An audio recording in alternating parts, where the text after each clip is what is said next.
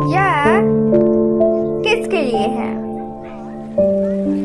वे जो दूसरों पर आसानी से भरोसा नहीं कर पाते, वे जो रिश्ते में भरोसे की अहमियत को जानना चाहते हैं, वे जो साइकोलॉजी के स्टूडेंट हैं। यह किताब आपको क्यों पढ़नी चाहिए?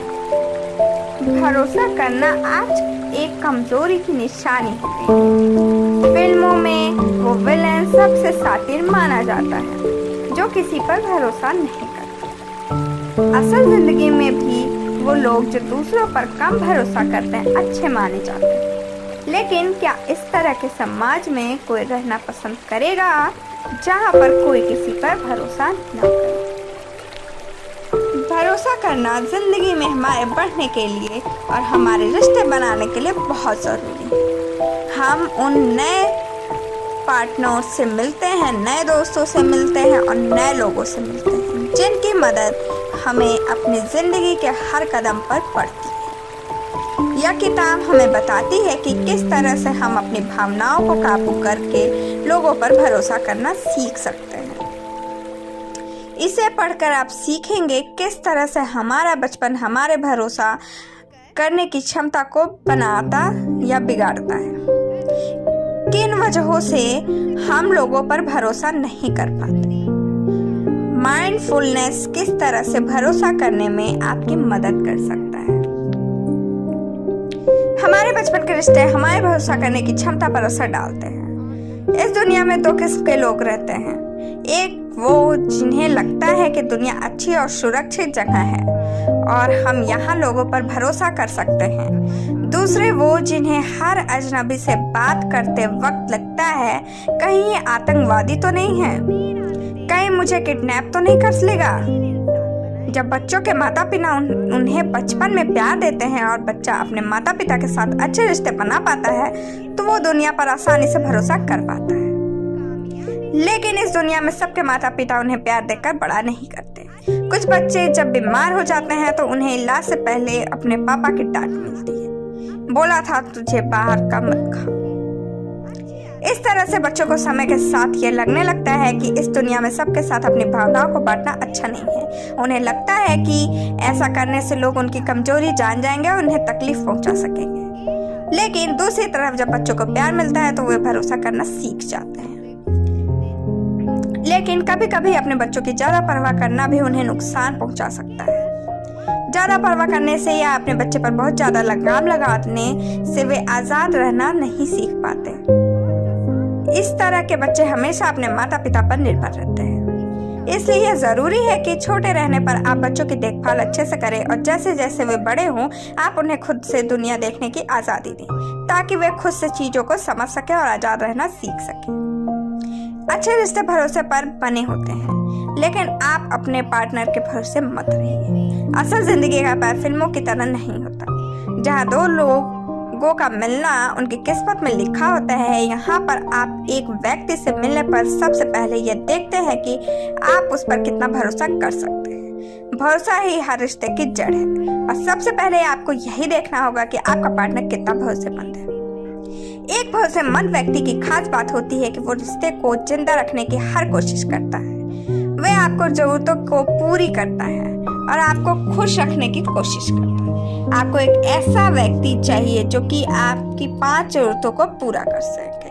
वो आप पर ध्यान दे, आपको पसंद करे, आपको अपनाए, आपसे प्यार करे और आपको इतनी आजादी दे कि आप अपनी तरह अपनी जिंदगी जी सके। लेकिन ये जरूरी नहीं है कि एक व्यक्ति आपकी ये सारी जरूरतें पूरा करते हैं। सबसे पहले आपको ये समझना होगा कि दुनिया में हर चीज बदल रही है और वक्त आने पर आपका पार्टनर भी बदल सकता है। इस बात को अपना लेने से आपको आगे चलकर तकलीफ नहीं होगी। जिस पार्टनर पर आप भरोसा नहीं कर सकते वो आपकी जरूरत पूरी नहीं कर सकता और इस तरह के व्यक्ति के साथ आप खुश नहीं रह सकते। बहुत से लोग अपने ख्यालों को लेकर उलझे रहते हैं और खुद पर ही भरोसा नहीं कर पाते। इस तरह के लोगों पर आप भरोसा नहीं कर सकते क्योंकि इन लोगों के साथ बनाए गए रिश्ते समय के साथ बोझ बन जाते हैं। वे आपको अपने हिसाब से रखने की कोशिश कर सकते हैं और आपको हर वक्त अपने साथ रखने की कोशिश भी कर सकते हैं। इस तरह से वे आज की आज़ादी आपसे छीन सकते हैं। बचपन में घटी घटनाओं का हमारे ऊपर बहुत गहरा असर पड़ सकता है। बहुत से लोगों का पार्टनर जब खराब मूड में होता है या फिर गुस्से में होता है तो वे बहुत डर जाते हैं। ऐसा इसलिए हो सकता है क्योंकि उनके पेरेंट्स गुस्सैल स्वभाव के रहे हों और गुस्सा होने पर वो उन्हें मारने लगते हों। इस तरह के पेरेंट्स के बच्चे या तो आगे चलकर समय से रहने लगते हैं या फिर अपने पार्टनर को भी मारने पीटने लगते हैं। साथ ही जब कोई एक ऐसे माहौल में बड़े होते हैं जहाँ पर बहुत गाली गलौज या मारपीट होती है तो ऐसे बच्चों को ये सब आम बातें लगने लगती है। आगे चलकर जब उनके रिश्ते में उनका पार्टनर भी उन्हें गाली देता है या उन्हें मारता है तो भी वे उसके साथ रहते हैं क्योंकि उन्हें यह सब खराब लगता ही नहीं है। इस तरह से हमारे बचपन की घटनाएं हमारे ऊपर बहुत गहरे असर डाल सकती हैं। बहुत से लोगों को छोटी उम्र में ही प्यार हो जाता है और उनका दिल भी टूट जाता है। इस तरह के बच्चों को एक सदमा लग जाता है और आगे चलकर वे अपनी भावनाओं को किसी से बांटते नहीं हैं और खुद को रिश्ते बनाने से रोकते हैं क्योंकि उन्हें लगता है कि उनके साथ फिर से होगा जो बचपन में हुआ था। इसके अलावा कुछ लोग अपने लिए खुद से ही खुद दुख पैदा करने लग जाते हैं। जब उन्हें उनका पार्टनर छोड़कर चला जाता है तो वे खुद से कहने लगते हैं कि वो प्यार के लायक है ही नहीं। इस तरह से वे खुद से एक झूठ बोलते हैं जिस वजह से उन्हें तकलीफ होती है। बहुत बार हम अपने पार्टनर को खोने के डर से उससे झूठ बोलते हैं। कुछ लोगों को ड्रग्स की लत होती है और वो इस बात को अपने पार्टनर से छुपाते हैं क्योंकि उन्हें लगता है कि उनका पार्टनर उन्हें छोड़कर चला जाएगा। इस तरह से झूठ बोलना भी आपके पार्टनर के भरोसे को कमजोर बना सकता है। शांति और आजादी पाने के लिए आपको सबसे पहले खुद को अपनाना होगा। कहते हैं नेगेटिव इमोशन का होना बुरी बात नहीं है, लेकिन नेगेटिव इमोशंस का होना और उन्हें अनदेखा बहुत बुरी बात है। बहुत से लोग वो बनने की कोशिश करते हैं जो वे नहीं है। वे अपने पार्टनर को खुश करने के लिए अपने ऊपर एक मास्क लगा लेते हैं जिससे आगे चलकर वे खुद ही उसमें फंस जाते हैं। सबसे पहले आपको खुद को अपनाना होगा। आपको अपनी भावनाओं को अपना कर यह जानना होगा कि आप एक दिए गए हालात में कैसा महसूस करते हैं। इसके बाद ही आप ये पता कर पाएंगे कि आपको क्या पसंद है और आप किस तरह की जिंदगी चाहते हैं। साथ ही आप अपनी भावनाओं को दबा कर रखना बंद कीजिए। भावनाओं को दबा कर रखने से वो खत्म नहीं हो जाती। वो भावनाएं आपके अंदर ही रहती हैं और किसी दूसरे रूप में बाहर निकलती है। एग्जाम्पल के लिए अगर आप अपने दुख को अपने अंदर दबा कर रखते हैं तो उसे किसी के साथ बांटते नहीं है तो आप समय के साथ डिप्रेशन का शिकार हो सकते हैं। इसलिए आप तभी एक अच्छी जिंदगी हासिल कर पाएंगे जब आप खुद को अपनाएंगे और यह जानने की कोशिश करेंगे कि आपको क्या पसंद है। इससे आपको आज़ादी महसूस होगी क्योंकि अब आप अपने ऊपर लगाए गए मार्क्स के हिसाब से नहीं बल्कि अपने हिसाब से काम करेंगे। जब आप वो बनने की कोशिश नहीं करेंगे जो आप नहीं हैं। इसके अलावा आपका शरीर भी आपको आपकी भावनाओं के बारे में बताता है। जब आप घबराए हुए होते हैं तो आपके पैर कांपने लगते हैं, आपको पसीना आने लगता है और सांसें तेज हो जाती है। इसे अनदेखा मत कीजिए बल्कि इसे अपनाना सीखिए। इसे छिपाने की कोशिश भी मत करिए। अगर आप इससे भागने की कोशिश करेंगे तो इसका सामना करके इसे हारना कभी नहीं सीख पाएंगे। इसलिए इसे अपनाकर खुद को समझने की कोशिश कीजिए। भरोसा करने से ही आप खुद को पहले से बेहतर बना पाएंगे और अपने से बेहतर सेल्फ को खोज पाएंगे। अब तक हमने देखा कि किस तरह से भरोसा करना बहुत जरूरी होता है और किन वजह से एक व्यक्ति दूसरे पर भरोसा नहीं कर पाता। बहुत से लोगों को धोखा खाने का डर लगा रहता है और इस वजह से वो किसी पर भरोसा नहीं करते। लेकिन अपनी जिंदगी का हर अनुभव आपको पहले से बेहतर बनाता है। हमें इस अनुभव को लेने से खुद को बचाना नहीं चाहिए क्योंकि ऐसा करने से हम सीखने और बढ़ने के मौके खो देते हैं। आपको चीजों को बदलने की कोशिश ना करें, उसे अपनाना सीखना चाहिए। हर चीज में माइंडफुलनेस प्रैक्टिस करके आप खुद को अपने से बेहतर सेल्फ के साथ जोड़ सकते हैं। जब आप बुरे हालात को खुद पर हावी होने से रोककर उसे समझने की कोशिश करेंगे तो आपको लगेगा कि यह वक्त आपको कुछ सिखा रहा है। आपको यह भी लग सकता है कि कोई ताकत है जो आपको इस बुरे वक्त से निकालने की कोशिश कर रही है, लेकिन असल में यह ताकत आपके अंदर से ही आती है।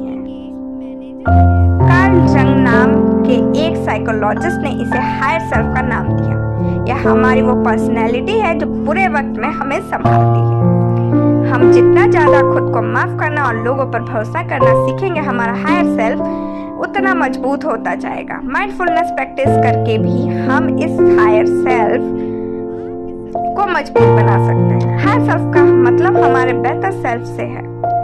यह हमसे बेहतर इसलिए है क्योंकि हम डर कर वो काम करने लगते हैं जो हमें नहीं करना चाहिए, लेकिन हमारा हायर सेल्फ हमेशा सही काम करता है।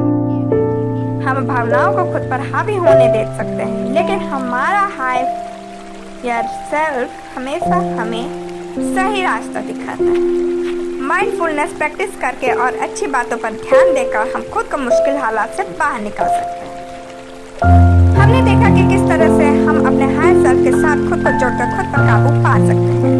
माइंडफुलनेस की मदद से हम इस हायर सेल्फ को मजबूत बना सकते हैं, क्योंकि इसकी मदद से हम अपनी भावनाओं को खुद पर हावी होने से रोकते हैं और चीज़ों पर ध्यान देकर उन्हें समझने की कोशिश करते हैं। जब हम भावनाओं से बहने लगते हैं तो हमारा खुद पर से काबू छूट जाता है।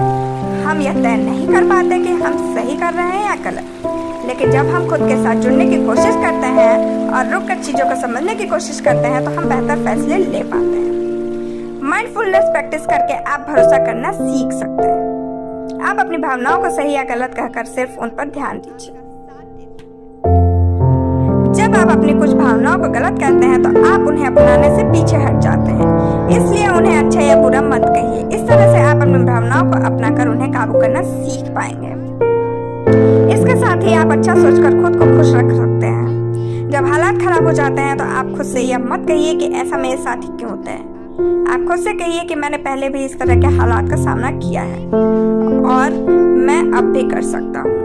इस तरह से अच्छा सोचने पर आपका हालात से लड़ने की हिम्मत मिलती है और आप खुश रहते हैं। नेगेटिव ख्याल अपने साथ और दुख लेकर आते हैं और साथ ही वो आपकी एनर्जी भी खा जाता है।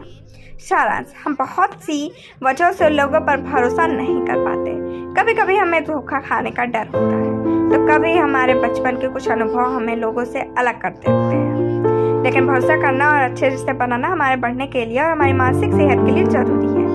माइंडफुलनेस प्रैक्टिस करके हम अपनी भावनाओं पर काबू पाना और लोगों पर भरोसा करना सीख सकते हैं। अपने दर्द को अपना लीजिए। बहुत बार हम दर्द भरी यादों को अपने दिमाग में दोहराते रहते हैं। ऐसा करने से वो और बढ़ जाते हैं और हमें तकलीफ देते हैं। आप अपनी भावनाओं को अपनाना सीखिए और उसके पीछे की वजह को भी अपना लीजिए। इस तरह से आप उससे उभर पाएंगे। आज के लिए बस इतना ही। Thank you, bye bye.